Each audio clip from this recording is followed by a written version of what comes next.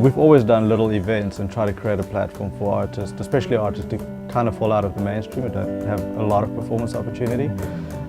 Through that, we started looking at how do you make this sustainable? How do you find a financial solution, so that people can actually get paid? And we eventually came upon the idea of crowdfunding and crowdfunding live events. Now, crowdfunding in general has been around for a while through Kickstarter, Indiegogo, but it's mainly project-based.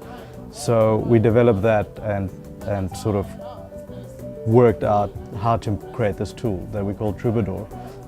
The house concerts mean there's no fee involved because you have fans who host this, and fans want to host this. It becomes a very intimate thing. So immediately there you cut out a lot of those overheads. And the majority of the money that we make, we give to the artists. And because it's crowdfunded, we give it to the artists before they play, which is unheard of. Artists tend to be last in line when everybody gets paid for concerts.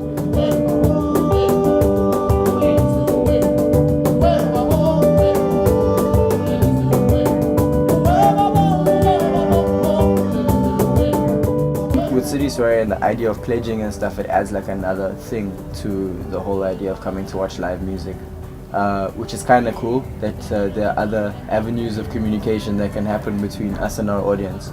There was this thing that the Beatles used to say, that you don't really need everyone, you don't need to convince everyone, you only need like 1,000 really, really good fans and you can have a music career. So I suppose this speaks to that in a way.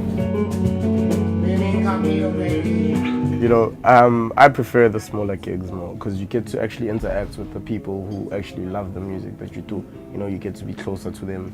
It's not like you need like security bars like right there in the front because some crazy drunk fool's gonna throw himself at you.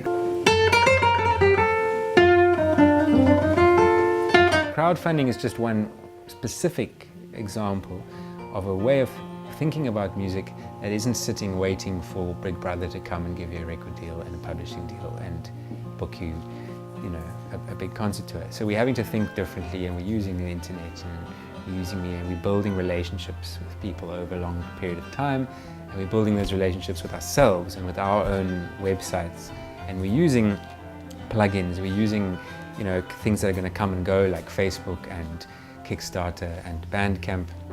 But we're trying to draw it to our own personal hub, which is going to be lasting. So the way I see it is we're developing a product. I'm developing a product that I own 100%, and that will continue to create revenue for me over many years. As opposed to the old model where you signed over your product to somebody else, and you worked your arse off to play live gigs to make your living.